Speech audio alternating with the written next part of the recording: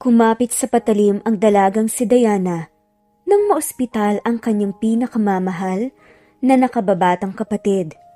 Pinatos niya ang offer ng isang bilyonaryong si Drake Singson na kailangan niyang ipagbuntis. Ang tagapagmana nito kapalit ng malaking halagang pera para sa pagpapaopera kasabay ng pagpirma niya ng kasunduan na pagkatapos ng mailuwalang bata ay ibibigay na niya sa lalaki at wala na silang pakialaman ng dalawa. Pero nang masilayan niya ang kanyang isinilang na sanggol, ay parang nagbago bigla ang lahat. Kaya ba niyang ipaglaban ang karapatan bilang ina para maging kanyang anak? O ibabalik niya ang pera para lang sa ikakatahimik nila? Paano kung may iba pang offer ang lalaki? Kaya ba niyang tanggapin yun? Nasa bahay ngayon si Diana dahil araw ng Sabado at wala nga siyang pasok sa munisipyo na pinapasukan niya. Local government employee siya at sapat lang ang sahod na natatanggap niya sa pang-araw-araw nilang gastusin dito sa bahay. Siya ang nagsilbing haligi ng pamilya nang sumalangit nawa ang kaluluwa ng kanyang ama. 3 silang magkakapatid at siya ang babaeng panganay at ang dalawa ay parehong nagsipag-aral pa na purong mga lalaki. Tahimik ang buong paligid at ang tanging naririnig na ingay ni Diana ay ang palabas na nanggagaling sa maliit nilang telebisyon na binili pa nga niya na second hand. Natigilan siya ng marinig na may kumalabog sa loob ng kusina. "Ano yun, Nay?" Tanong nga nito sa kanyang nanay na masyadong nakatutok sa pinapanood. "Teka lang, titignan ko muna." Sagot ng nanay niya at saka pumunta sa kusina. Maya-maya lang ang narinig niya na ang sigaw ng kanyang nanay. "Diana, tulungan mo ako!" Sigaw niya. Kaya agad ngang tumakbo si Diana at nakita nga niyang nakahiga sa kandungan ng nanay niya ang nakababata niyang kapatid na si Joshua na walang malay. "Ano pong nangyari, Nay?" Tanong nga nito at nilapitan agad ng kapatid. Nahimatay na lang siya bigla. Siya pala itong kumalabog rito kanina. Naiiyak na sagot ng nanay niya. "Joshua, gumising ka. May masakit ba sa'yo?" Tanong ni Diana at niyugyug siya pero hindi nagising kaya nagsimula na nga siyang kabahan. "Anong gagawin natin, anak?" Tanong ng nanay niya na may takot sa mukha niya. Sino ba naman ang hindi matatakot kapag ganito na hindi gumigising anak niya? "Tumawag po kayo ng motorsiklo, Nay. Dadalhin na natin siya sa ospital." Utos nga ni Diana sa kanya at saka kinarga si Joshua na palabas ng bahay. May motorsiklo naman agad kaya sumakay na nga sila habang kandong niya ang kapatid niya habang wala pa ring malay. Pagdating nila sa ospital ay agad silang bumaba sa motorsiklo habang karga pa rin niya si Joshua. Kahit na masyado siyang mabigat ay ininda pa rin niya. "Anong nangyari sa pasyente?" Tanong ng nurse na lumapit sa kanila. "Bigla po siyang nahimatay." "Sige po, ma'am, i-check namin." Napahid na nga lamang niya ang kanyang mukha dahil sa dami ng pawis na tumutulo. Pero hindi na nga niya alintana ang nararamdaman niya. "Nay, dito na muna po kayo saglit. Lalabas lang po muna ako, ha." Paalam nga nito sa kanyang nanay. Lumanghap nga siya ng sariwang hangin sa labas at naroon pa rin ang takot na nararamdaman niya. Makalipas ang ilang oras ay napagpasyahan nga niyang bumalik sa loob. Lalapit na sana siya sa nanay niya nang lumabas ang isang doktor sa kwarto kung saan ipinasok niya ang kapatid kaya natigilan siya sa paghakbang. "Kamustang anak ko, Dok?" Tanong ng kanyang nanay. Sinabi nga ng doktor na ang kanyang anak ay may brain tumor at stage 2 na nga. Gagastos daw sila ng malaking halaga para nga sa pagpapaopera dito. Hindi niya mapigilan ng manghina at mapaupo na nga lamang. Saan naman sila kukuha ng malaking pera? "Nay," tawag nga ni Diana sa kanyang nanay. "Anak, anong gagawin natin?" Sagot naman ni Diana na gagawa nga sila ng paraan at hindi nga sila pababayaan ng nasa itaas dahil may awa ito lalo na't mabait na bata si Joshua. Lumakas naman ang loob ng kanyang nanay nang sinabi nga ng anak na malalagpasan rin nila yun. Hindi biro ang sitwasyon niya bilang isang ina na walang magawa para sa anak. Pero paano? Pero sagot naman ni Diana na siya na daw ang gagawa ng paraan at mag-relax na lang daw ang kanyang ina at alagaan si Joshua. Naaawa nga sila kay Joshua, lalong-lalo na nga si Diana na ngayon na umiiyak na nga. Huwag mong sisihin ang sarili mo, Nay. Walang may gusto nito. Dagdag pa nga nito. Maya-maya lang ay sinabi na nga ng nurse na na-transfer na sa isang kwarto si Joshua, kaya pinuntahan nga nila. Ate Diana, nanay. Nakita nga ni Diana kung paano pinigilan ng nanay niya ang pag-iyak. Nagkumustahan na nga sila. Tila nanghihina nga si Diana nang dahil sa kanyang nakita. Mataba at bibo ang bata pero hindi niya alam na may sakit palang malala. Magpagaling ka ha? Ililibre kita sa Chowking. Paborito mo yun, di ba? Talaga ate? Tumawa na nga lamang ito at hindi pinakita na malungkot siya. Pagkatapos nga nilang mag-usap-usap, makalipas nga ang ilang minuto nakatulog na nga ulit ang kanyang kapatid. Saka naman umalis si Diana. Pumara siya ng taxi at sumakay. Una niyang pupuntahan ay si Alexis, ang bakla niyang kasama. Mabait naman siya dito kaya hindi nga siya mahihiyang humingi ng pabor sa kanya. Bumaba na nga siya ng taxi at pinindot nga niya ang doorbell. Nakakahiyang tumuntong sa bahay ng taong ito dahil masyadong malaki. Bumukas naman agad ang gate at ang nakangiting mukha ni Alexis ang bumungad sa kanya. O Diana, okay ka lang? Namumugto ang mga mata mo ah. Sana tumawag ka man lang para maipaghanda kita ng makakain. Nakangiting sabi ni Alexis. Okay lang Alexis, wala namang problema. Nandito sana ako para humingi ng pabor sa'yo. Na-ospital ang kapatid ko at kailangan ko ng pera para sa operasyon. Malungkot nga niyang sambit. May pera ako dito Diana pero kapag operasyon na ang pag-uusapan, hindi magiging sapat eh. Pero makakatulong naman kahit papaano. Maraming salamat Alexis. Magiging okay din ang lahat Diana, manalig ka lang. Nagpaalam na nga siya sa kaibigan.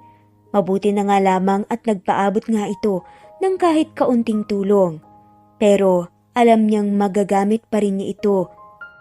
Sa kabilang banda, pinatawag naman si Drake, singso ng kanyang ama, sa kanyang opisina. Kaya magkaharap nga silang dalawa ngayon na parehong tahimik lang. Unang nagsalita ang kanyang ama. Anong plano mo sa buhay, Drake? Maging ganyan ka na lang ba palagi at walang planong magpakasal? Hindi tamang makipaglaro ka na lang palagi sa mga naging karelasyon mo. Magtino ka naman. Pagbubunga nga ng kanyang papa. What do you want me to do, Papa? I don't want to settle down. Mas magandang kasama ang kayamanan na meron ako kaysa sa babaeng uubos ng mga pinaghirapan ko. Seryoso niyang sagot. Sabi naman ng kanyang ama, hindi lahat ng babae ganyan. Siyempre, pipili ka naman ng matino. No, wala pa sa plano ko ang pag-aasawa. Nag-e-enjoy pa ako sa buhay ko ngayon. Angal nga ng lalaki. Aangal ka pa ba kapag sasabihin ko sa iyong hindi mo makukuha ang mana mo sa akin hanggat hindi ka nagkakaroon ng anak? Sabi nga niya. Dahilan para magpanik nito. Wala naman sa usapan natin ng ganyang bagay, Papa. At saka napakahirap gawin ang sinasabi mo. Sagot nito. Whether you like it or not, mapipilitan kang makipag-date at magpakasal at bigyan ako ng apo. Matatag na sabi ng papa niya. Akala ko ba anak lang ang kailangan? Bakit may kasal pa? Tanong nga nito. Siyempre. Hindi naman tamang buntisin mo na lang ang kahit sinong babaeng makita mo sa daan at kukunin ng bata.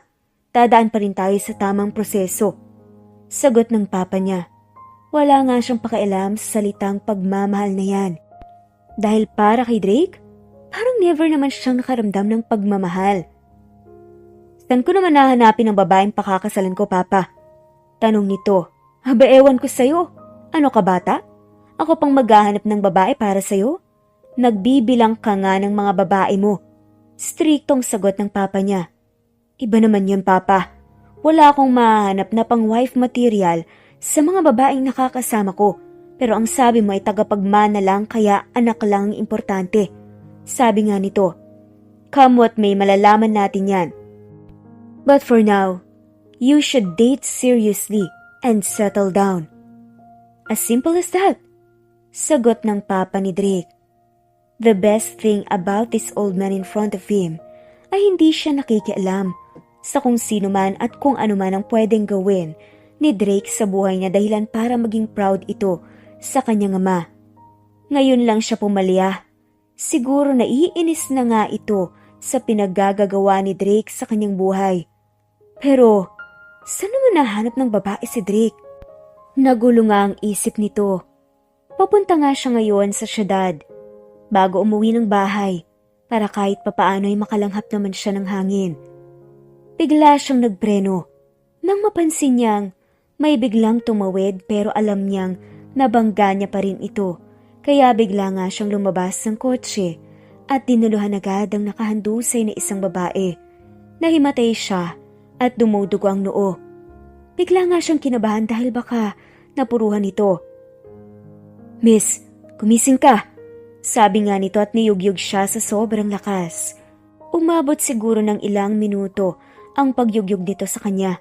Saka siya gumalaw at biglang bumangon pero sumandig lang ito sa dibdib niya habang nakahawak sa noong may sugat. Okay ka lang? Tanong nito. Kumunot ang noo niya. Siya naman itong nahimatay pero siya pa ang tinanong niya kung okay lang ba siya. Kaya sabi ni Drake, ako dapat ang nagtanong sa'yo ng ganyan. Kasi ilang minuto ka ring nahimatay. Sagot nito, pasensya ka na. Hindi ko kasi nakitang may paparating na kotse kaya bigla akong tumawid. Sabi nga nito. Tinulungan nga siyang makatayo ni Drake at ngayon ay pareho na nga silang dalawa na nakasandig sa hood ng kotse ni Drake. Dadalhin kita sa ospital. Ipapagamot natin yung noo mo. Sabi nga nito. Ngumiti ng mapaitang babae kaya kitang-kita nito ang maputi niyang mga ngipin kahit na gabi na. May mas malaki pa akong problema ngayon kumpara nitong noo kong mas ugatan, sir. Sagot nga niya. Ano yun? May tutulong ba ako sa'yo? Para naman biglang kabayaran na lang nito ang nangyari sa'yo ngayon. Sabi nga nito at tinitigan nga ito ng maigi. Parang ramdam nga ni Drake ang bigat ng dinadala ng babae na problema ngayon dahil mugto pa ang mata niya na galing sa pag-iyak. Pwede mo ba akong tulungan? Kahit anong kapalit gagawin ko. Mailigtas lang ang buhay ng kapatid ko. Sagot niya. Before I said yes, ay dapat magkaintindihan muna tayo. Tutulungan kita na maresolba ang problema mo, tutulungan mo rin ako. Sure, agad na sagot naman ng babae. Mahirap ito sa parte mo, pero pareho tayong makikinabang in the end. Kailangan ko ng anak na maging tagapagmana ko at magiging okay ang kalagayan ng kapatid mo. Sabi nga niya. Napatingin agad si Diana sa lalaking katabi niya. Pagkatapos nga niyang marinig ang sinabi nito. Kailangan ng anak ng lalaking to? Pagbubuntis ako? Halos lumubog nga si Diana sa kinatatayuan niya, pero si isip-isip niya ulit. Do I have a choice? Buhay ng kapatid ko ang nakasalalay rito. Hindi ko alam kahihinat na ng lahat ng to, pero alam kong kailangan kong gawin to. Sige, pumapayag na ako. Matapang niyang sabi. Great! Masayang sambit ng lalaki at may kinuha sa loob ng sasakyan at binigay sa kanyang isang kalahating papel na alam niyang tseke. Halos lumuwa ang mga mata niya nang mabasa ang halaga ng pera na nakasulat. Maraming salamat, mister. Sabi nga nito. Huwag ka munang magpasalamat ngayon, miss. Mag-uusap pa tayo. After you settle the problem with your siblings, tawagan mo ko. And here's my calling card. Maging honest ka lang dahil malaking pera ang nailabas ko. Sagot ng lalaki. Tumango naman kaagad si Diana. Yes sir, matino akong kausap. Hindi ko tatakbuhan ang obligasyon ko. Sabi nga niya. Sinusundan ng tingin ni Drake ang babaeng naglalakad palayo.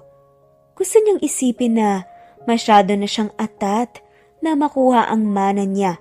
Kaya kahit na ngayon lang niya nakilala ang babae, ay pumapayag agad siya na walang kasiguraduhan kung tatawagan pa siya nito pagkatapos niyang maibigay ang pera. Nasaan ka pare? Tanong ni Oscar sa kanya. Pagkasagot nga niya ng tawag. Nasa gilid ng highway. Papauwi na rin ako, bakit? Tanong nga nito. Nasa bagong tayong club ako ngayon with the boys. Maraming pagpipili ang girls dito. Baka gusto mo.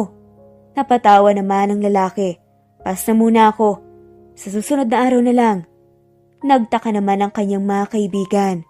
Hindi niya feel maghanap ng babae ngayon. Dahil nga sa kanyang misyon. San ka galing anak? Tanong naman ang ina ni Diana. May pinuntahan lang po, Nay. At saka may masayang balita po ko. Malapit na po maoperahan si Joshua. Masaya naman ang ngiti ng kanyang ina nang marinig yun. Talaga ba? Salamat naman kung ganun. Opo, Nay. Tinignan nga nito ang kanyang nanay na para bang may gustong itanong. Teka lang, saan ka naman kumuha ng pera? May nagpahiram po sa akin na isang mabuting tao kaya masaya ako para kay Joshua. Nakangiti niyang sagot. Nakaramdam siya ng pait sa kanyang panlasa. Kahit ayaw naman ni Diana ang offer, wala siyang choice. Nakaramdam siya ng takot dahil sa ni minsan ay hindi man lang naranasan magkaroon ng nobyo kahit isang beses.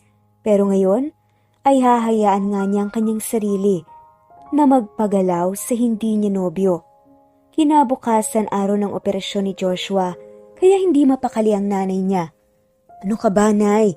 Nahihilo ko sa ginagawa mo. Reklamo nga niya. Hindi kasi niya maiwasang kabahan at makaramdam ng takot. Habang nasa operating room ang kanyang kapatid, ilang oras din bago lumabas ang doktor. Lumapit agad ang nanay niya at nagtanong, "Kamusta, Dok?" Sagot naman ng doktor, "The operation went well. Hintayin na lang nating magising ang pasyente." Sagot nito, nakahinga nga sila ng maluwag ng dahil sa narinig at lahat ng takot niya ay nawala bigla. "Maraming salamat," sambit ng kanyang nanay. "Walang anuman, Mrs. Pero kailangan pa natin siyang obserbahan ng ilang araw pa." Ilang buwan ang nakalipas nang makalabas nga sila ng ospital dahil naging okay na ang pakiramdam ni Joshua at siya naman ay balik trabaho na. Kaya lang hindi niya alam kung paano tatawagan ang lalaking yun at sabihing handa na nga siyang gawin ang kabayaran sa perang na ibigay nito para sa kapatid niya. "Lutang ka, sis. Okay ka lang ba?" Tanong nga ni Alexis. "Oo, sadyang kulang lang ako sa tulog." Pagdadahilan naman ni Diana. "Masaya akong nakalabas na ang kapatid mo sa ospital at naging successful ang operasyon. Siya nga pala, saan ka nakahiram ng pera?" Tanong niya. "May nagpahiram sa akin." Tipid naman na sagot ni Diana. "Talaga? Ang generous naman ng taong yun. Kaibigan mo?" Pagtatakang tanong ulit ni Alexis. Umoo lang naman ito. Pero sa kabilang banda, kinakabahan nga si Diana. Samantala, hindi naman mapakali si Drake. Ilang buwan na rin pero wala siyang natatanggap na tawag mula sa babae. "Okay ka lang ba, pre? Ilang araw ka ng ganyan at napapansin kong halos hindi na mawala sa paningin mo ang telepono. May hinihintay ka bang importanteng tawag?" Tanong ni Oscar sa kanya. Napailing na nga lamang siya dahil masyado na pala siyang halata na hindi niya namamalayan. Paano naman kasi? Ang tingin niya ay nakatutok na lamang sa telepono. Nagkatinginan nga silang dalawa ni Oscar nang tumunog ang telepono kaya agad nga niyang kinuha at sinagot. "Hello? Si Diana to. Kay Mr. Drake Simpson sana," sabi ng isang boses babae na pamilyar sa kanya. "Yes, ako nga," sagot nga nito. "Pwede ba tayong magkita? May pag-uusapan lang tayong dalawa," sabi niya sa kabilang linya. "Sure, san ba?" Tanong naman ni Drake. "Sa gilid ng highway kung saan mo ko nabangga," sagot nga ni Diana. Umoo naman ito. Ngayon lang nakaramdam ng kaba ng buong buhay niya. Ang lalaki sa isang babae, hindi niya nga kakilala ito dati. Nang tignan nga niya si Oscar, ay nakakunot ang tingin niya habang nakatingin dito. "Okay ka lang? Sino ba yun? Bakit parang hindi mapakali ulit?" "Babae?" Tanong ng kaibigan. "May magbabago ba kung babae yun? Araw-araw naman ako meron ah." Her reaction is priceless. "Hindi ka naman ganyan sa mga naging babae mo ah. Siguro espesyal yun no. Nagsisikreto ka lang sa amin." Sabi ulit ng kaibigan na si Oscar. Hindi ganun yon. May kailangan lang kaming pag-usapan. Sige na, ikaw na munang bahala rito. Paalam nga ng lalaki sa kaibigan. Paglabas niya ng opisina, agad na nga siyang nagpunta ng elevator. Hindi niya maintindihan ng sarili dahil parang may excitement nga siyang naramdaman. Nang marating nga niyang lugar, nakita niya nga agad ang babaeng nakatayo sa gilid ng daan at parang pinapapak na nga ng lamok sa paghihintay sa kanya dahil hinahampas na nga niya ang mga braso at binti. I'm sorry, pinaghintay kita. Maraming ginagawa sa opisina eh. Sabi nga nito pagkababa ng kotse. Wala naman talaga siyang ginagawa buong araw, tanging ang tawag nga lang ng babae ang hinihintay niya. Hindi pa naman ako naubos ng lamok. Siya nga pala. Ako si Diana. Hindi man lang tayo formal na nagkakilala noon kasi natuon sa problema natin. Maraming salamat. Sagot nga nito. At ngumiti ng sobrang tamis sa kanya dahilan para mapansin ni Drake ang itsura niya. Maiksi na ang buhok niya na bumagay sa kanyang maliit na muka. In short, simple na maganda. Ako naman si Drake. So, sa nakikita ko ay handa ka ng gampanan ang napag-usapan nating dalawa? Tanong nga ni Drake. Nakita nga nito kung paano napalunok si Diana at napatingin sa malayo dahilan para mapangisi siya. Oo naman.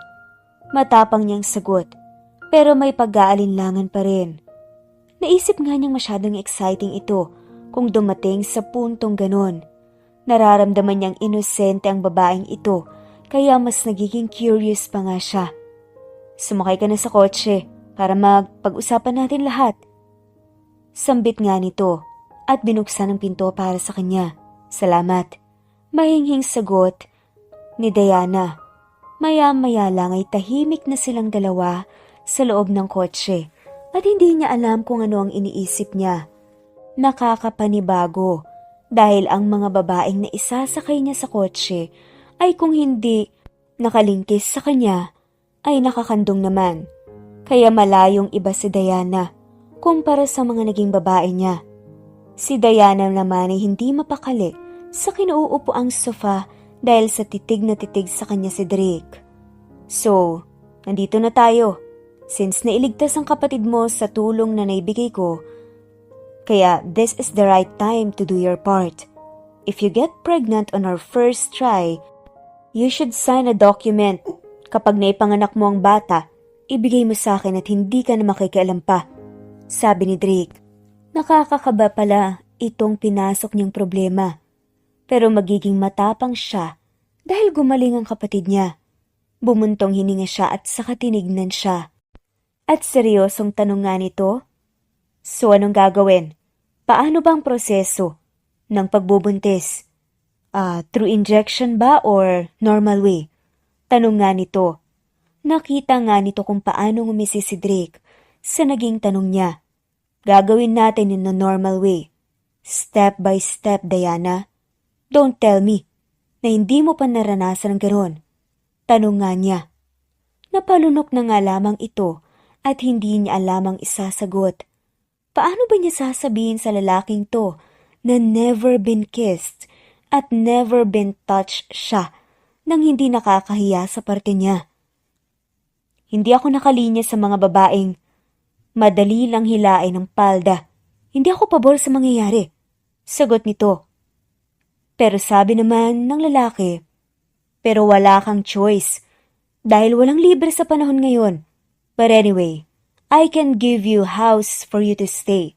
Hindi naman tamang uuwi ka sa bahay niyong buntis one of these days, sabi ni Drake.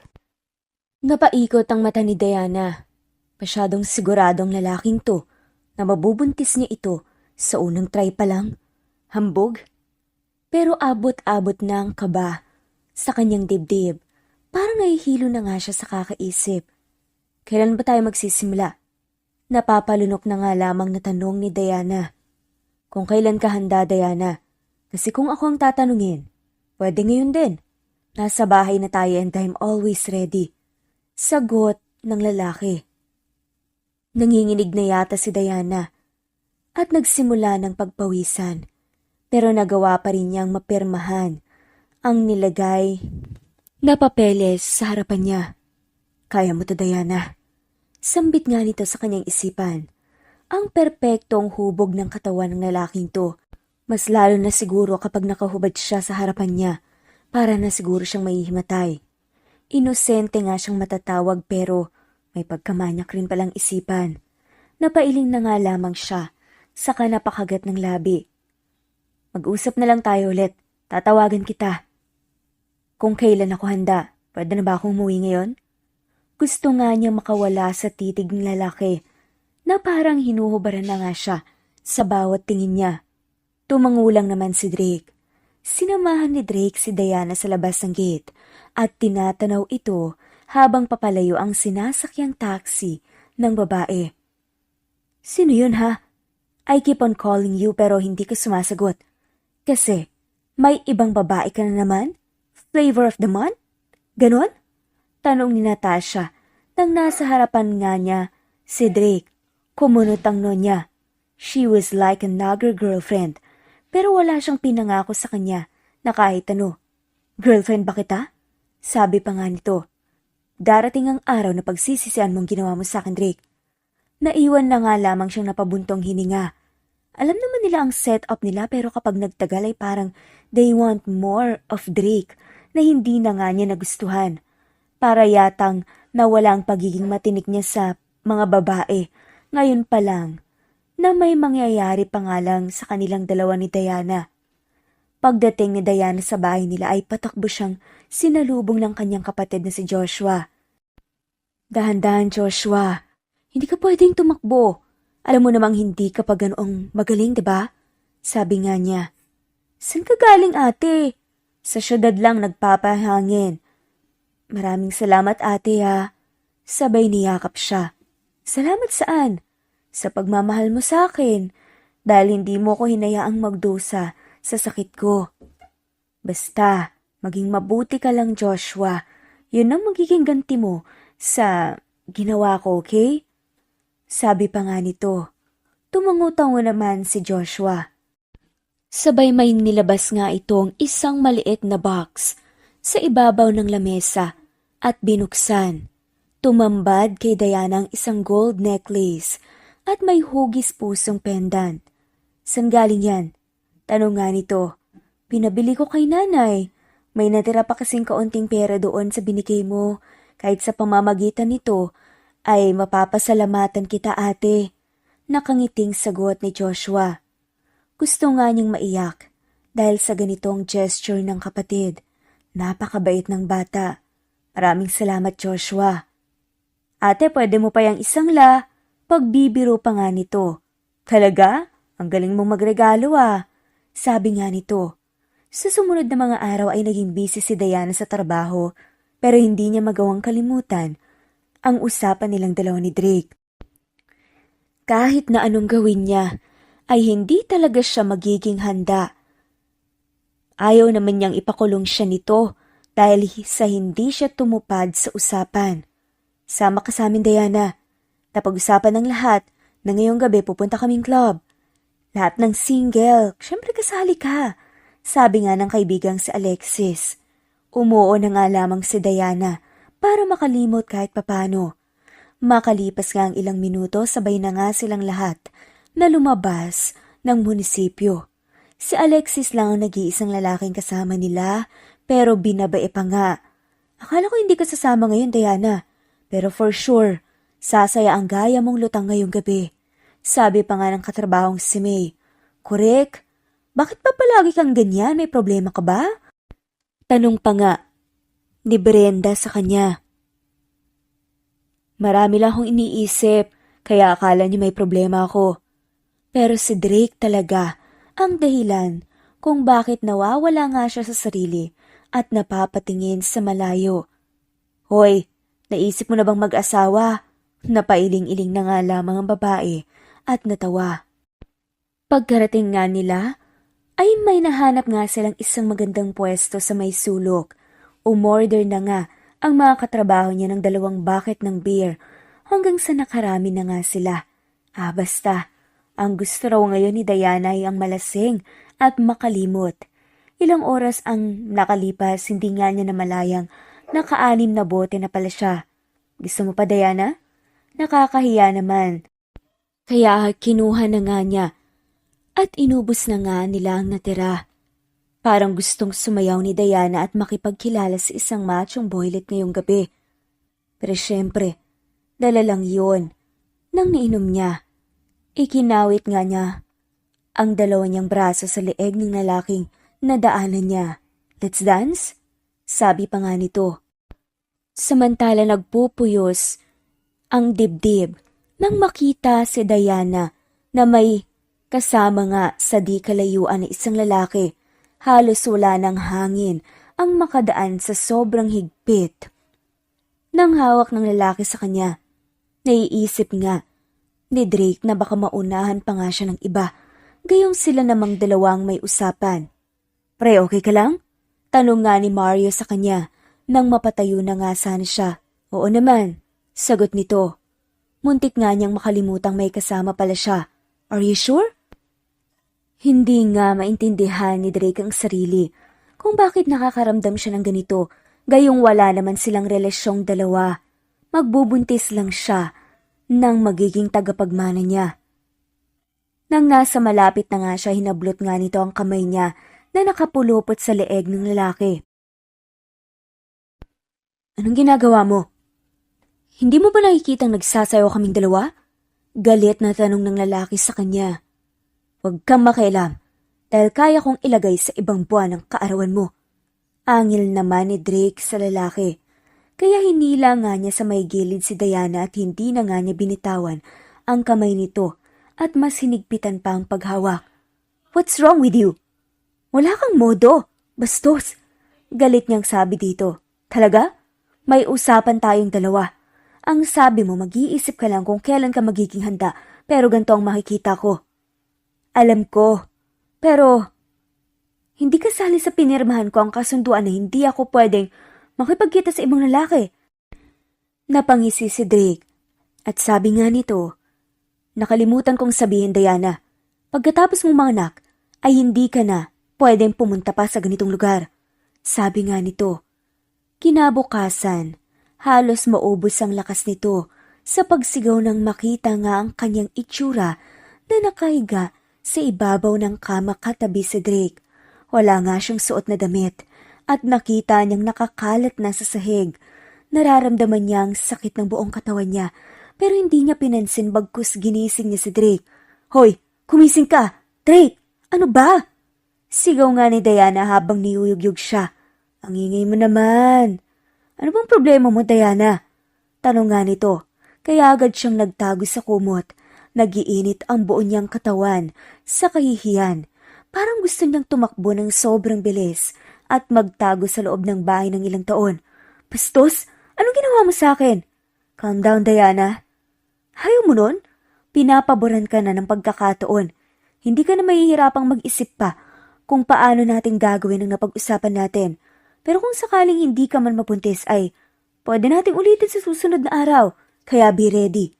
Nakangising sagot ng lalaki. Makalipas ang ilang oras ay nasa ibabaw pa rin siya ng kama habang nakatago sa ilalim ng kumot.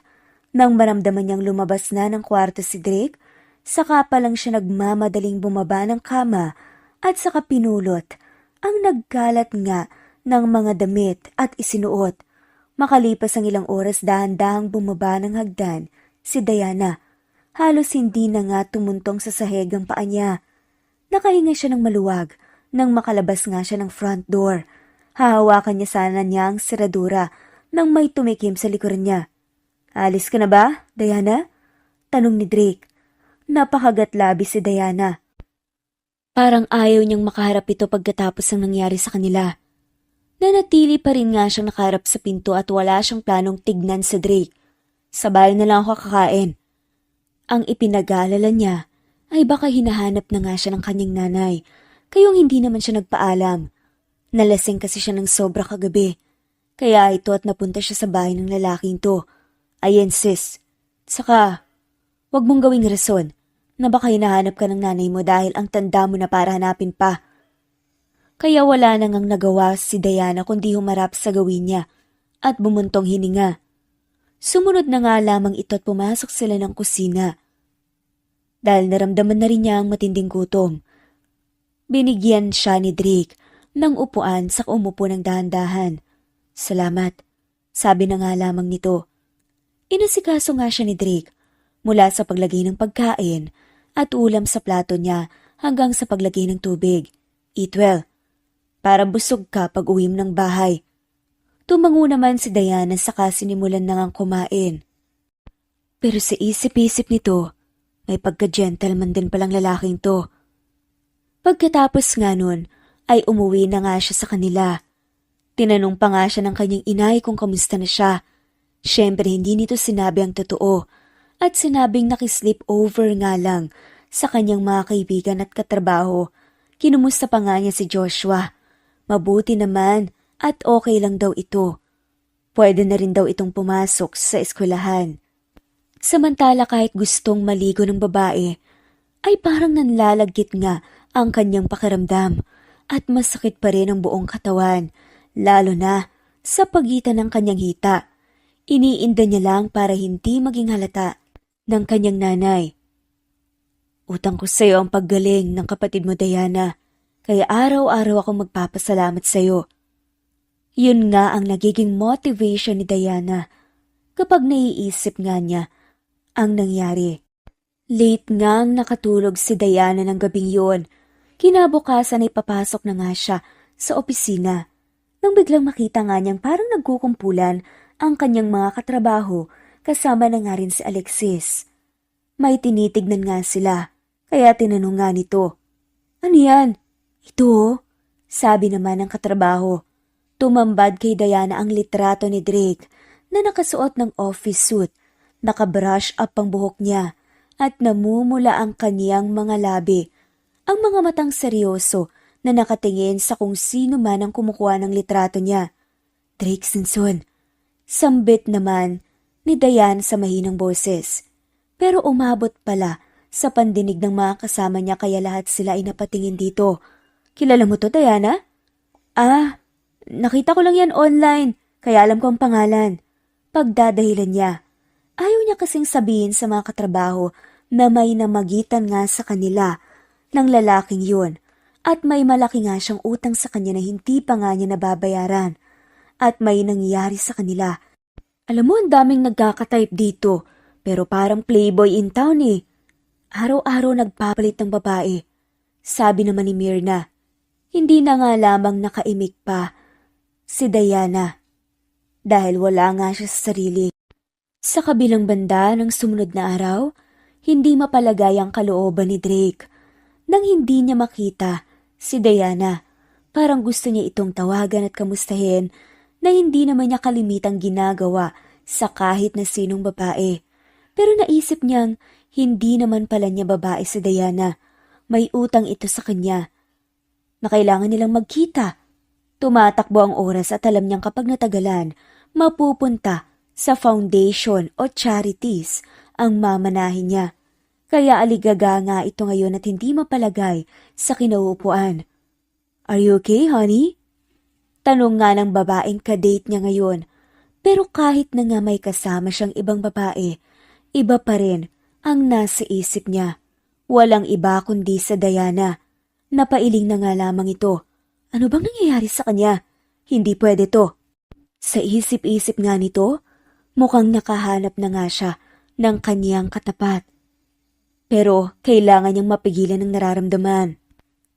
Naisip nga niya ang napag-usapan nila ng kanyang mga kaibigan. Alam mo naman na ayaw kong magpakasal at wala sa isip ko ang ganyang bagay. Sabi nga nito sa kaibigang si Oscar. Pero sagot naman ni Oscar sa kanya, alam mo, darating tayo sa puntong mga lalaki na maghahangad tayong maikasal sa babaeng mahal natin. Pero ikaw iba, you are not getting any younger. Instead na magtino ka, mas pinili mo pang makipaglaro sa mga naging babae mo. Dapat magbago ka na, sabi nga ng kaibigan. Natigilan nga si Drake nang maisip nga yun. Hindi tuloy naiwasan ni Drake na magbalik tanaw sa nakaraan. Maulan na hapon ay napagbuksan nga siya ng gate ng fiancé niyang si Joanna. Walang dalang payong na sinusuong ang malakas na ulan. Pero ayaw naman niyang sabihin dito. Alam niyang galing siya sa matinding pag-iyak. Okay ka lang, Joanna? May pag-aalala niyang tanong. I'm sorry, Drake.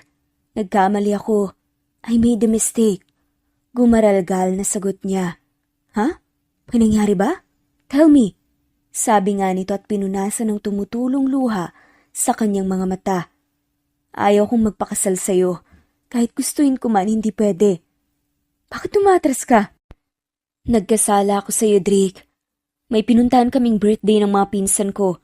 Nalasing ako at nabuntis ng ibang lalaki. Kaya mo pa bang magpakasal sa isang tulad ko? Tanong nga nito. Hindi nga mag-sink in sa utak ni Drake dati ang kanyang narinig. Hindi niya matanggap na nilokon niya ito kahit pa sabihing hindi sinasadya. Sobrang nasaktan nga siya dahil doon. Hindi niya alam kung paano sasabihin sa lahat ng imbitado na hindi na matutuloy ang kasal. Kaya mula nun ay hindi na nga siya nagseseryoso sa mga babaeng nakakasalamuha niya dahil nga para sa kanya pare-parehas ang lahat. Isang buwan nang nakalipas nang hindi na nga magtagpo ang landas nilang dalawa ni Drake. Hindi na nga rin siya tinatawagan nito at mas lalong hindi nakipagkita sa kanya. Araw ng Sabado, ay nakatambay nga lang si Diana sa bahay at biglang sumakit ang ulo niya at umagang-umaga naduduwal siya at laway lang ang nilabas niya. Bumukas ang pinto at pumasok ang kanyang nanay. Nakatingin lamang siya dito. Masama bang pakiramdam mo? Tanong niya. Masakit lang ang ulo, Nay. Matulog ka kasi ng maaga. Opo, Nay. Hindi mo pa nagagamit itong binili kong pasador para sa'yo. Kaya siguro masakit ang ulo mo kasi may regla kang paparating. Sabi pa nga nito. Natigilan nga si Diana nang biglang maalala nga niya. Hindi pa pala siya dinaratnan. Biglang sinalakay ng kaba ang kanyang puso. Ni minsan, hindi niya kasi maranasang ma-delayed ngayon pa lang. Napahilamos nga siya ng mukha nang maisip ngang may nangyari pala sa kanilang dalawa ni Drake. Napatingin ito sa kanyang nanay. Okay, magpahinga ka rin paminsan-minsan, Diana. Para hindi ka nagkakaganyan. Nakahinga nga ng maluwag. Ang babae nang lumabas ang kanyang nanay. Ang dami niyang naiisip ngayon. Kung talagang buntis siya, ay paano niya ipapaliwanag sa nanay niyang lahat at paano niya sasabihin sa mga katrabaho niya gayong alam nilang wala naman siyang nobyo. Mahirap namang ituro niya si Drake na ama ng anak niya, na siya namang totoo pero baka masabihan nga nila itong ilusyonada. Makalipas ang ilang oras, nasa syudad na nga siya at pumasok nga siya sa isang pharmacy. Bumili nga siya ng pregnancy test at ginawa pa nga niyang 4 para makasigurado. Sa kabilang banda, umuwi nga si Drake galing opisina kasama ang kanyang kaibigan. Nang biglang may nakita nga siyang isang babaeng nakasandig sa gate ng kanilang pamamahay. Hininto ni Drake ang kotse at tinanggal ang kanyang seatbelt.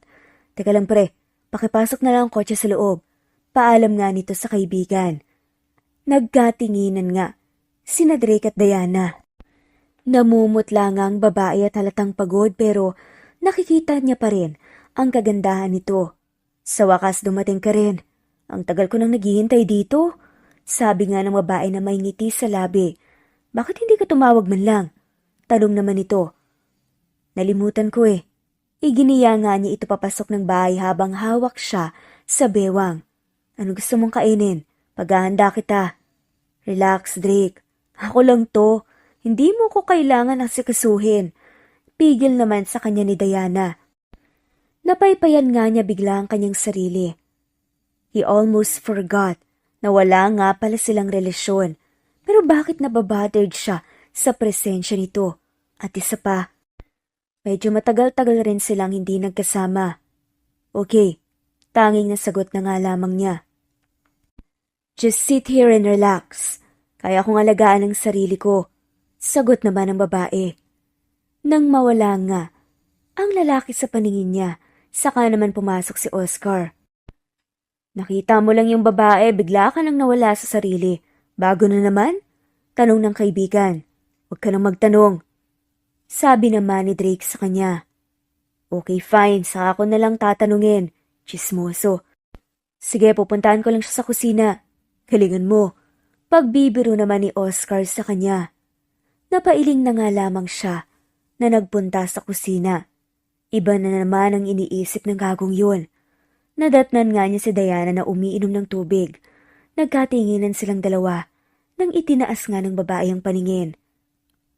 Paano tayo makakapag-usap niyan? Nandiyan ang kaibigan mo. Pahinang sabi ni Diana. Okay lang naman yang si Oscar. Ano bang pag-uusapan natin? Tanong nito. May kinuha nga si Diana sa kanyang sling bag na isang supot at binigay sa kanya. Kinuha naman niya ito at binuksan at tumambad nga sa kanya ang 4 na pregnancy test na purong positive lahat. Nakaawang ang bibig ni Drake habang nakatingin sa kanya. Buntis ako. Seryosong sabi ng babae. Is this for real? Tanong naman ni Drake. Masaya siya, pero may takot rin. Hindi niya alam kung handa na ba siyang maging ama ngayon. Mukha ba akong nagbibiro? Malaking responsibilidad to sa parte ko, Drake. Nagtatrabaho ako para sa pamilya ko, pero wala naman akong choice, kundi ang bayaran ka. Pero paano ko naman ito ipapaliwanag sa nanay ko? Habang tumatagal, lalabas at lalabas din ng totoo. Lalaki ang tiyan ko at manganganak ako. Problemadong sagot ni Diana. Ako nang bahala sa pamilya mo, Diana. You can live here para mabantayan ko ang pagbubuntis mo. And I'm sorry to say, kailangan mong mag-resign sa trabaho. Bawal kang ma-stress para maging healthy si baby. Okay, just make sure na dapat may suporta ang nanay at kapatid ko dahil ako lang inaasahan nila. Ako lang nagtatrabaho para sa aming lahat. Nakakahiyaman dahil hindi mo naman sila obligasyon. At sobre-sobre na nga naibigay mo noon pero wala akong choice. Hindi ko naman pwedeng sabihin sa nanay ko ang dahilan. Baka atakihin siya bigla. Sagot nga din Diana. Salamat, Diana. Sabi nga ni Drake at niyakap pa nga ang babae ng mahigpit. Nagulat naman si Diana sa ginawa ni Drake. Lalabas na muna ako. Paalam nga niya dito. Naglalakad nga siya palabas ng kusina nang wala sa sarili. Simula bukas, mag-iiba na ang takbo ng buhay niya. Nakakalungkot man dahil hindi nga niya araw-araw makikita at makakasama ang kanyang nanay at kapatid, pero wala siyang pagpipilian. Hi, Oscar. Kaibigan ni Drake. Pagpapakilala ng lalaki sa kanya. Ako naman si Diana. New girlfriend? Sagot naman ni Diana. Hindi. Kakilala lang. Iba din pala talaga ang karisma ng kaibigan mo, no? Pabago-bago ng babae. Parang hindi nauubusan. Natatawang sagot ni Diana sa kaibigan ni Drake na si Oscar. Pero seryosong sagot naman ni Oscar. Yes, pero hindi natin kailangang i-judge ang isang tao base sa nakikita natin. Dahil may mas malalim siguro na dahilan kaya sila naging ganyan. Sabi naman ni Oscar. I know. Tipid naman na sagot ng babae. At tila na curious nga ito sa kung anong dahilan kaya ang tinutukoy ni Oscar. Sabi pa nga nito kay Diana, I noticed that you are special. Hindi siya naging ganyan kaaligaga when it comes to woman. Sa'yo pa lang. Sabi niya, hindi ko alam. Sagot naman ito. Ngumiti siya ng mapait. Kung hindi nga lang niya dinadala ang magiging tagapagmana niya, ay baka hindi naman talaga siya papansinin ni Drake Singson. Nakikita nga niyang mga babaeng nakakadate niya. Mayaman, modelo, mga professional pero base sa nalaman nito, ay siya lang naman ang nabuntisan na hindi naman naging sila. Nang gabing yun, ay nagpahatid nga siya kay Drake sa syudad. Sumakay nga siya ng taxi at umuwi na nga rin sa kanila. At habang nakatingin nga siya sa kalangitan, in-approach nga siya ng kanyang ina. At sinabi nga nito ang planong pagre-resign sa munisipyo dahil nakahanap na nga siya ng mas malaking sahod. Sinabi nga nito na stay in daw yun at hindi araw-araw makakauwi dahil malayo yun sa kanila. Nang magtama ang paningin nila ng kanyang nanay, ngumiti ito ng sobrang tamis, dahilan para masaktan si Diana sa ginagawa niyang pagsisinungaling, sa nagawa niyang paglilihim ng ganito. Gawin mo ang gusto mong gawin sa buhay mo, Diana.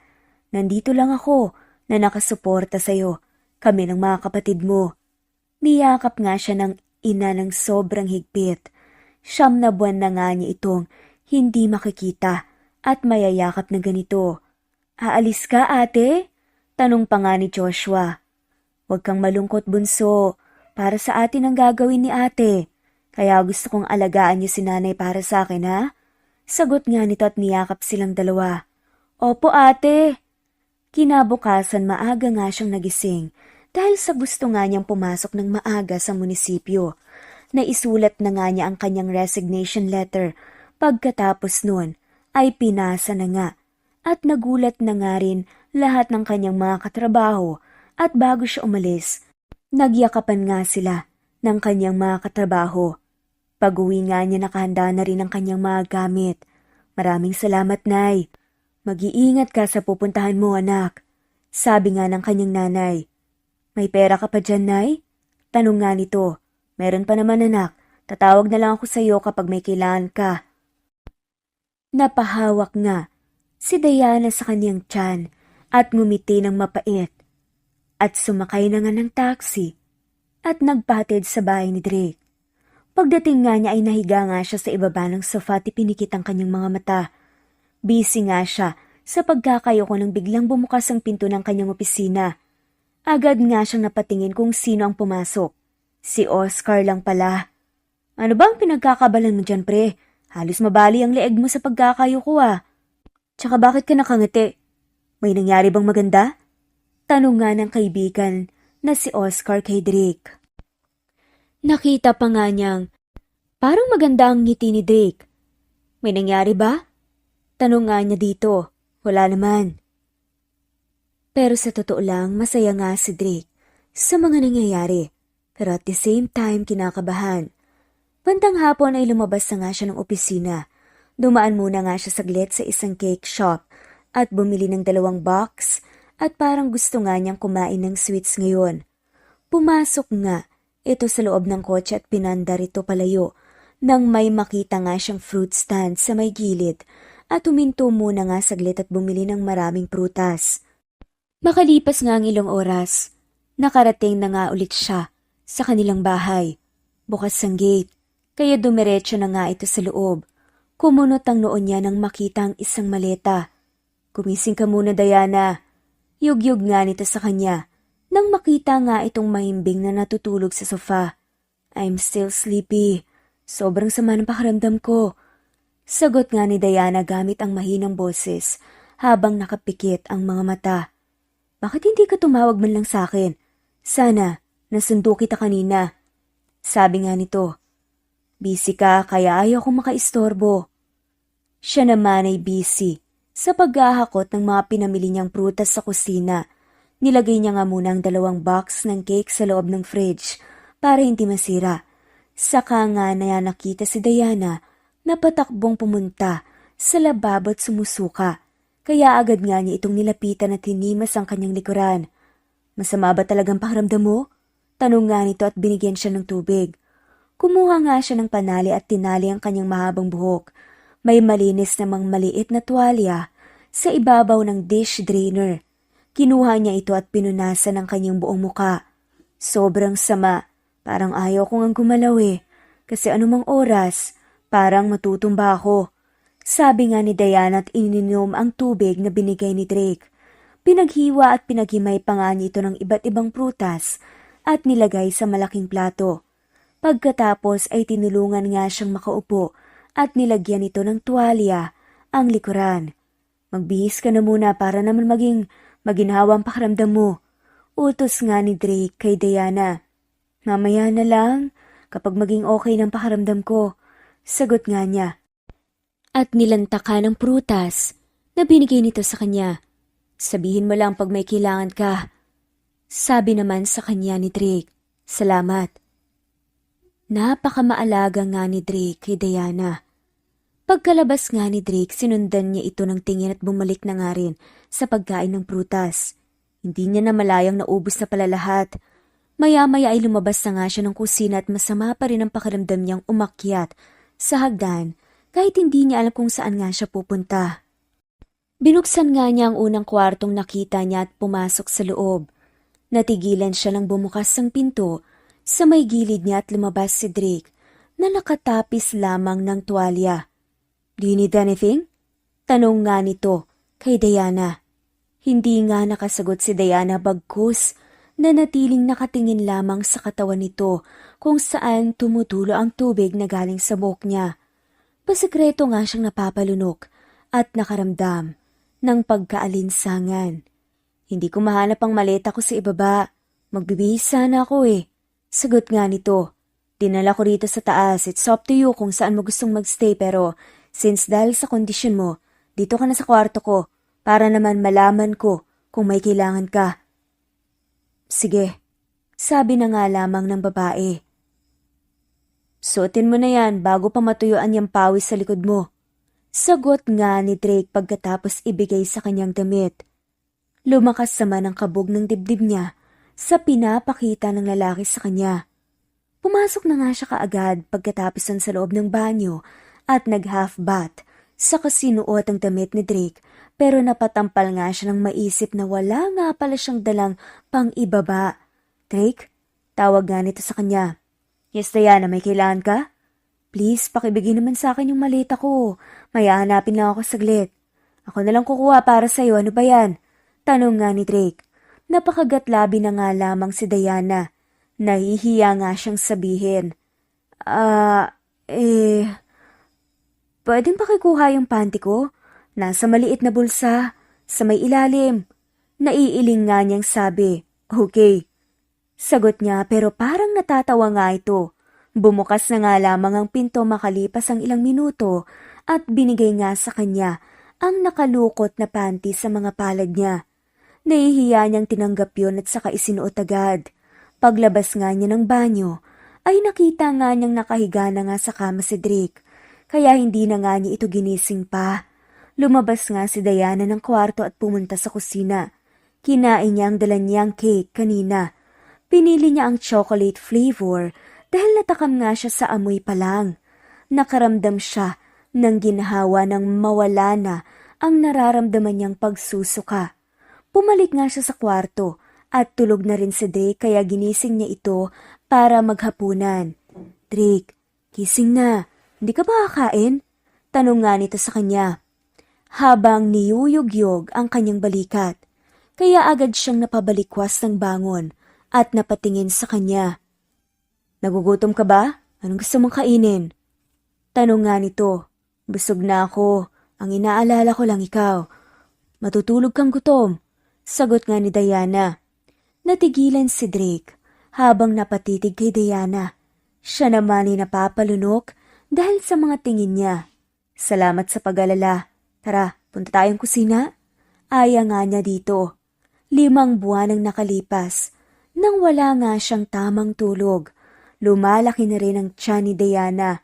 Kaya lahat ng gusto niyang hilingin ay ibinibigay niya. Dahil 4 na buwan na lang ang hihintayin ay manganganak na nga siya. Pati sa opisina ay hindi nga niya maiwasang hindi makatulog sa sobrang pagod. "Umuwi ka na lang, pre. Ginawa mong bahay itong opisina mo eh." Narinig nga niyang sabi ni Oscar pero wala nga siyang planong umayos ng upo. "Mahirap magbantay ng buntis, pre. Lagi akong kulang sa tulog." Sagot ni Drake. "Sinong buntis?" Nagulat nga na tanong ni Oscar. Saka lang na-realize ni Drake na nasabi pala niya yun ang di namamalayan. Napaayos nga siya ng upo at hinarap siya na nakakunot ang noo. "Si Diana." Tipid niyang sagot na naiiling pa. "Kailan pa? Kaya pala hindi ka na lumalabas kasama ang iba't ibang babae dahil nagseseryoso ka na. Nice choice." Sagot naman ni Oscar. 5 buwan na para samahan ako." "Ha? Sigurado ka ba? Bakit naman pumayag siya sa ganun?" At kinuwento nga niya kung ano ang napag-usapan nila.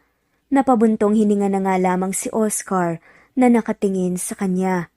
Pero sa totoo lang, kahit laging tinatatak ni Drake sa isip niya na kaya lang sila nagsama para sa bata at para sa mana, hindi niya maiwasang maisip na masyado siyang mabait at maalaga.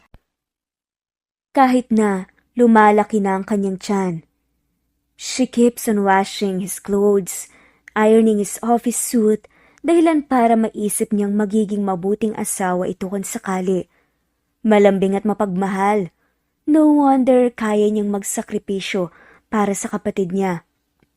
Just make sure na hindi mo pagsisisihan ang desisyon mo sa buhay dahil hindi lahat ng babae ay hindi marunong magseryoso.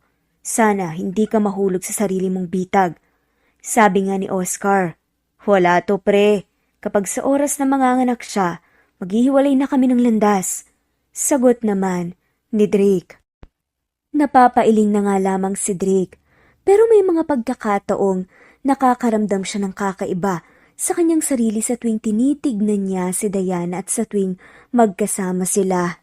Kaya lang pinipigilan niya ang sarili niya dahil ayaw nga niyang maulit ang nangyari noon. Kapag hinayaan nga niya ang sariling mahulog na naman ulit sa isang babae. Ginabi na nga siya ng uwi dahil napadami na ang naging trabaho niya sa opisina.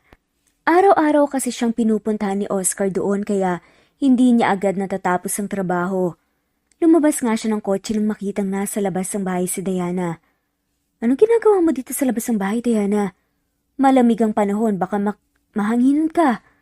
Tanong nito at nilapitan siya. Malaki-laki na rin ang kanyang tiyan. Nahihirapan na siyang humiga ng maayos, kaya palaging nakatagilid na lang. May pagkakataong naaawa nga si Drake sa sitwasyon niya since hindi naman siya handa sa ganitong changes ng buhay niya. Ang init sa loob ng bahay eh. Hindi ko feel ang lamig ng aircon. Hindi naman uulan kaya naglakad-lakad na lang muna ako sa labas. Sagot ni Diana habang nakatingin sa kanya.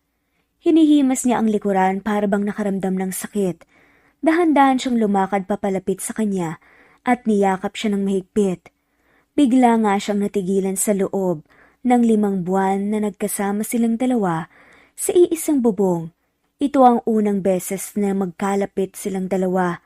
Kapag kasi natutulog nga sila sa gabi ay may una na pumapagitna sa kanilang dalawa dahil baka madanganan nga ng lalaki ang kanyang tiyan. Okay ka lang? Tanong nga ni Drake sa kanya. Oo naman. Anong gusto mong kainin? Busog ako, kakakain ko lang. Gusto kong maligo, naiinitan ako eh. Paliguan mo ako please? Sagot ni Diana dahilan para matigilan si Drake. Kung ganito ngang magkalapit silang dalawa ay nahihirapan nga siya. Paano pa kaya kung paliliguan niya to? Kumalas nga siya ng pagkakayakap niya at iginiya nga siya papasok ng bahay. Kumusta na palang mga magulang mo? Natawagan mo na ba sila? Oo, nakumusta ko na sila, salamat ah.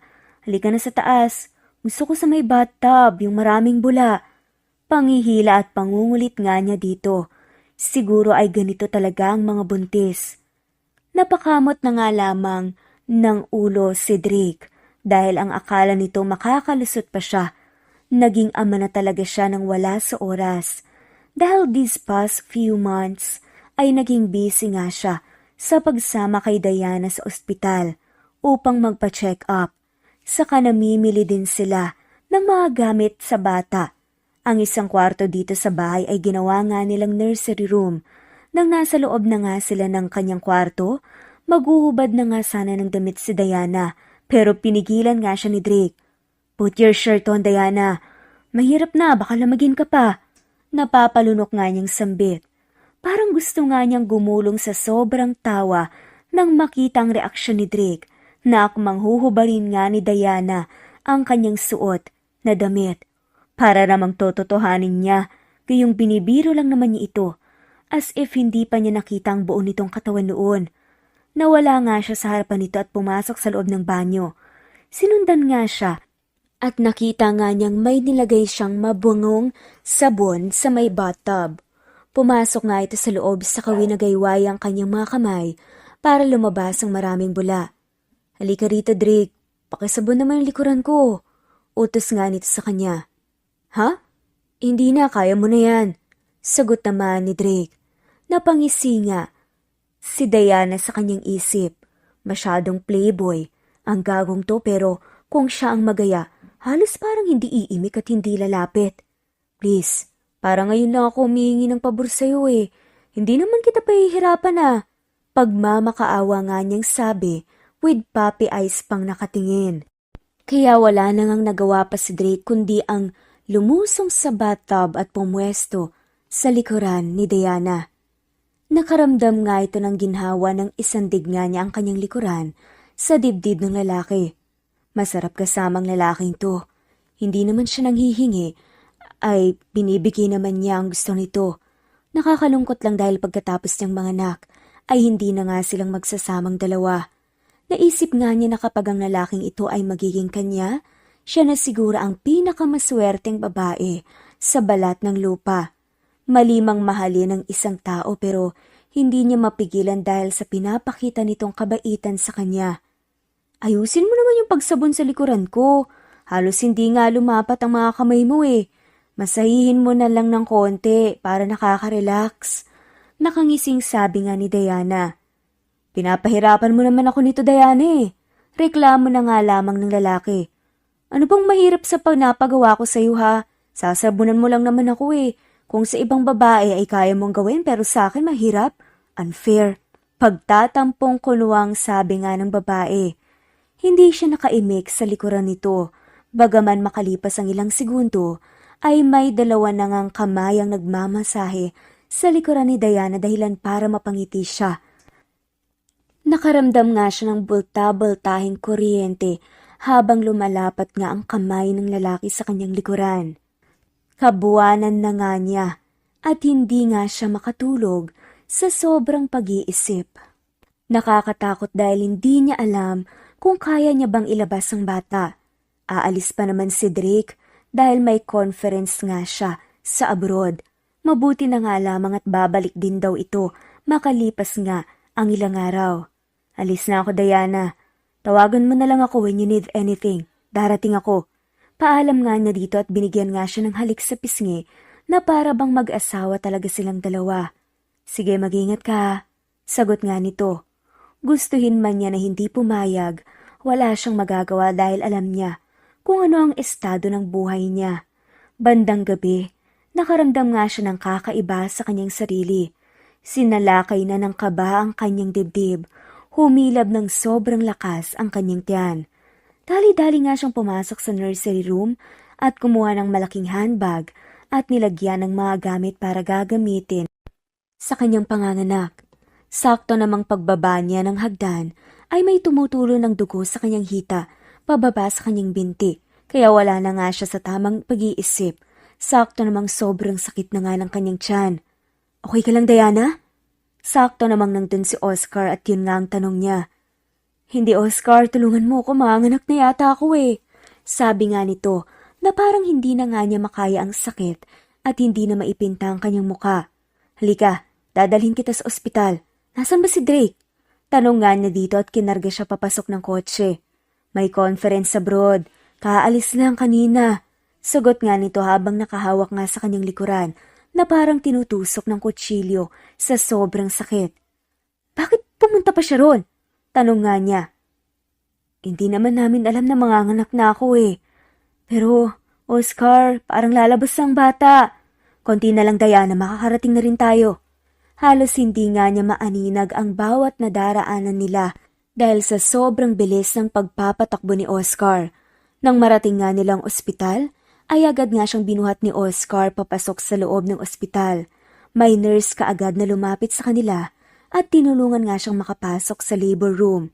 Huwag kang umalis dito sa ospital, Oscar. Oo, tatawagan ko si Drake at papauwiin. Hindi ba ako pwedeng pumasok sa loob, nurse? Dito lang po kayo sa labas maghintay, sir. Update namin kayo from time to time sa lagay ni ma'am.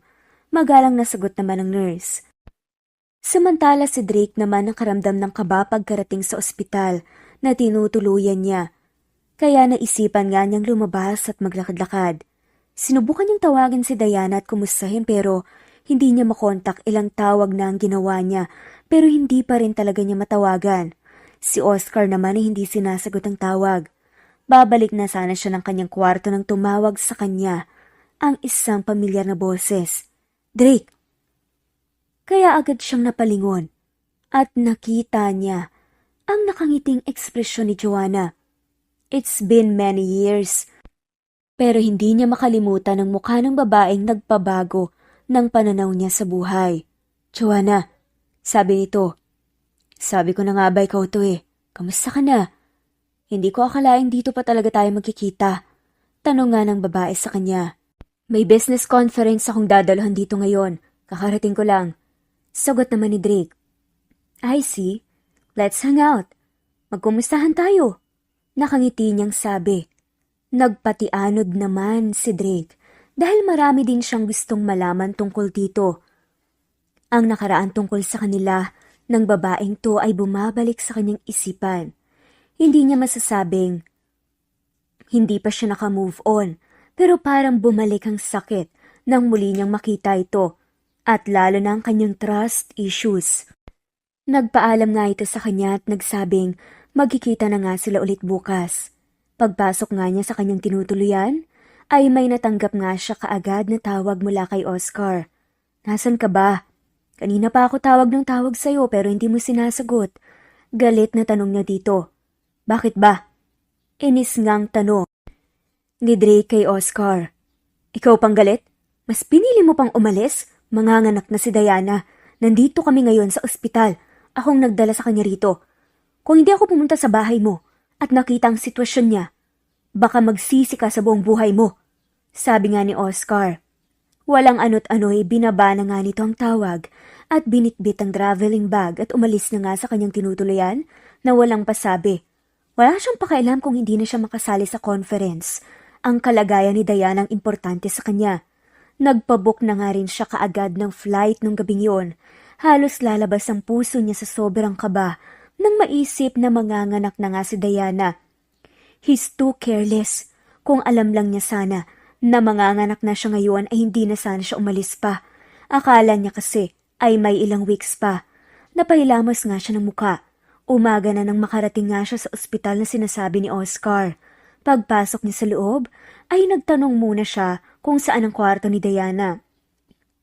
"Sa room 5678, sir." Sagot ng nurse sa kanya. "All I thought nasa labor room pa." "Nanganak na po, sir, kagabi pa." Sagot naman ng nurse. "Salamat." Sabi nito at tinungo na nga ang kwarto. Nanginginig ang kanyang kamay. Hindi niya alam kung kaya niyang pumasok sa loob pero mas nilakasan pa niya ang kanyang puso at gusto niya ring masilayan ang mukha ng kanyang anak. Nagkatinginan silang dalawa ni Diana pagpasok niya. Hindi ngumiti ang babae sa kanya. Pero hinayaan na lang niya bagkus. Dumapo ang mga tingin niya sa maliit na supling na karga niya. "May anak ako. Isa na akong ama." Sigaw nga niya sa kanyang isipan. "Napag-isip-isip ko na, hindi ko pala kayang ibigay sa iyong anak ko." Nang masilayan ko siya at marinig ang iyak niya kanina. Seryosong sabi ni Diana. Dahilan para magpanting ang tenga ng lalaki. "Ano?" Sabi nga niya dito. Ang kaninang maganda niyang mood na palitan ng inis. "We already talk about it, Diana. Pumirma ka sa kasunduan na yun na wala ka ng pakialam kapag nilabas mo ang bata." Inis na sagot niya. "Kahit umabot pa tayo kahit saan, even sa korte, matatalo ka. The baby is in mother's care kung ganito pa lang ang edad niya, unless may edad na siya at kaya na niyang mamili kung sino ang sasamahan niya." Sabi niya para maikuyom niya ang kanyang kamao. "Paanong mana ko? Ang utang mo sa akin?" Sabi na nga lamang ng lalaki.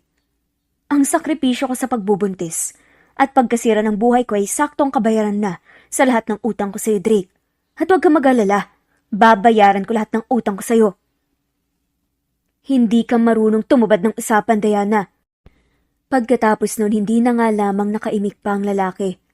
Aminado siyang natalo siya sa napag-usapan nilang dalawa. Hindi niya alam kung bakit pagdating sa babaeng to, hindi siya makahanap ng dahilan. Nawala ang excitement niya pero at the same time, thankful nga siya dahil sa lahat ng mga babaeng nakalala niya. Ito lang ang naglakas ng loob na ilabas sa mundong ito ang magiging anak niya. Lumabas siya sa kwarto na parang wala sa sarili. "Kamusta? Ikaw lang itong nagkaroon ng anak na malungkot ah." Naiiling na sabi ni Oscar. Natalo ako sa debate. Hindi raw niya ibibigay sa akin ng bata. Sa pagbubuntis pa lang daw niya at paglabas ng sanggol ay bayad na siya sa utang niya sa akin. Naiiling nga niyang sagot. Galit lang siya dahil wala ka nung mga panahong kailangan kanya. Suyuin mo at kausapin ng masinsinan. Alam kong magkakaayos din kayong dalawa. O di kaya ligawan mo para magkaroon siya ng dahilan para hindi aalis sa buhay mo at ilalayo ang bata sa'yo. Suwestyon ni Oscar. Hindi nga niya naisip ang sinabi ni Oscar. Wala sa bokabularyo niya ang manligaw dahil sanay naman siya. Nalaro lang ang lahat. Ayaw niyang sakta ng damdamin ni Diana dahil sobrang bait niya dito. Nagkita kami ni Joanna sa ibang bansa. Nagkausap kaming dalawa. Pero habang nag-uusap kami, si Diana ang iniisip at inaalala ko. Sabi nga nito, 1 buwan ang nakalipas nang makalabas na nga ng ospital si Diana. Hindi pa rin sila masyadong nagkakausap dahil sa naiinis nga si Drake sa mga sinabi niya dati. Mabuti na nga lamang at sa bahay pa rin ito umuuwi si Diana. Papunta nga siya ngayon sa bahay ng papa niya dahil tumawag ito kanina na may pag-uusapan daw silang dalawa. Nandito nga sila ngayon, magkaharap sa loob ng library room. Nakangiti siya dito at wala siyang ideya kung bakit. May nilagay siyang isang brown envelope sa ibabaw ng mesa. Buksan mo na, Drake, at pakipirmahan mo na rin. Utos sa kanya. Agad nga niyang binuksan at pinirmahan na hindi na nga siya nag-abalang basahin pa. Para saan yun pa? Tanong nito. Hindi mo ba binasa? Basahin mo muna. Sagot ng papa niya. Napakunot ang noon nito nang mabasa ang transfer of inheritance sa kanyang pangalan. Napatingin ito sa kanyang ama habang nagtataka. What's the meaning of this? Tanong ito sa kanya. Nakasaad dyan na i-transfer ko na sa'yo ang mana mo at hindi napunta sa foundation. And I am happy to know na sa wakas nagkaroon na ng kahulugan ng buhay mo. Makahulog ang sagot ng kanyang ama. Hindi nga naintindihan ng lalaki ang pinupunto nito kanina pa. Ano po? Clueless niyang tanong. Namit ko na ang gwapo kong anak sa'yo at ang maganda mong girlfriend. Nice choice. Congratulations. Natuto ka na rin sa buhay. Natatawang sagot ng papa niya. Paano po nangyari yun? Mahina niyang tanong. Nagpunta dito si Diana at dinalang anak mong si Prince. Kung hindi pa naglakas ng loob, ang babaeng yun ay wala akong alam sa takbo ng buhay mo. Sagot ng papa niya. Makalipas ang ilang oras, ay lulan nga siya ng kotse pa uwi ng bahay niya. Hawak nito ang dokumento na nagpapatunay na nasa kanya na ang mana niya pero parang may kulang. Hindi siya masaya sa naging resulta. Pagdating nga niya sa bahay ay nasa labas na nga ng gate si Diana habang bitbit ang kanilang anak. Alam niya sa sarili niyang mahal nito ang babaeng to. Yung makap nga siya sa kanya at hindi niya alam kung bakit. Pagod na pagod ang buong katawan niya. Kumalas ito at hinalikan sa noo si Prince. Siya nga pala, may bisita ka. Kanina pa siya naghihintay sa'yo, sabi ni Diana. Pumasok ito sa loob at nakita nga niya si Joanna. Agad siyang yumakap dito ng sobrang higpit pero walang ibang naramdaman ang lalaki. Parang kakilala lang niya ito nang magkita nga sila. Pagkaalis nga ni Joanna ay hinarap niya agad si Diana. Nasa sala sila ngayon at ang kanyang anak ay mahimbing na natutulog sa crib. Uuwi na ako sa amin, Drake. Ilang buwan na rin. Masyado ko nang namiss ang pamilya ko. At naging kampante na ang loob ko ngayon na iwanan si Prince sa'yo dahil may mag-aalaga na sa kanya. I'm sorry sa mga nasabi ko nun sa ospital. Galit lang ako nun. Nakalimutan ko palang nagbayad lang ako ng utang sa'yo. May sarili din akong buhay na kailangan kong pagtuunan ng pansin. Maraming salamat dahil sa kaunting panahon na magkasama tayo talagang inalagaan mo ko. Tsaka naramdaman kong mabuti kang tao, magiging mabuti kang ama sa anak natin. Nakangiting sambit ni Diana. Sabay sabi pa nga nito, siya nga pala, hindi ko pa rin kakalimutan ng anak ko. Aayusin ko lang ang buhay ko. Akalain mo yon? Naging baby maker ako at the age of 20. Kailangan ko munang ayusin ang sarili ko at babalikan ko ang anak ko. Hindi ko siya kukunin sa'yo pero aalagaan ko rin siya at tutustusan. Hindi ako aasa sa'yo. Hindi lang kami aasa sa'yo. Natigilan si Drake. Feeling niya parang nagpapaalam na ito. Pero hindi siya papayag na basta lang niyang iwanan si Drake kung kailan handa na nga siyang sabihin sa kanya ang nararamdaman niya. Pagkatapos ng nangyari, iiwanan mo lang ako? Kami basta-basta? Hindi pa tayo tapos, Diana. Mag-uumpisa pa lang tayo. Sagot nito. Kumunot ang noon niya habang nakatingin dito. Anong ibig mong sabihin? Tanong niya. Paano kung may tanong ako sa'yo? Handa mo bang sagutin yun para sa akin? Sagot nga ni Drake. Ano ba yan? Pwede ka bang maging misis ko for life? Lakas loob na tanong ni Drake. Ang pagiging misis ay hindi isang business deal, Mr. Singson. Pinagtatrabahuhan yan. Seryosong sagot naman ni Diana. Nakaisa na nga ako sa'yo pagdadamot mo pa. Nakangising sambit naman ni Drake. Lasing lang ako nun. Hindi ko naramdaman na dahil lang yun sa alak. Parang hindi naman eh. Ikaw kaya yung nagparamdam sa akin na hindi lang basta-basta ang nangyari sa atin. Sige na nga, ang sakit ng mukha ko eh. Sabi nga nito dahil nga sa pagkurot ni Drake sa kanyang pisngi. Talaga pumapayag ka na? Parang ayaw mo eh. Paano naman si Joanna? Nasabi pala niya sa akin ang lahat tungkol sa'yo. Sabi nga ng babae, hayaan mo na si Joanna. She's my past and you are my present. I love you. Emosyonal na sambit ng lalaki. I love you too. Sagot naman ni Diana at nagyakapan silang dalawa. Masayang makita ang pinaghirapan niya.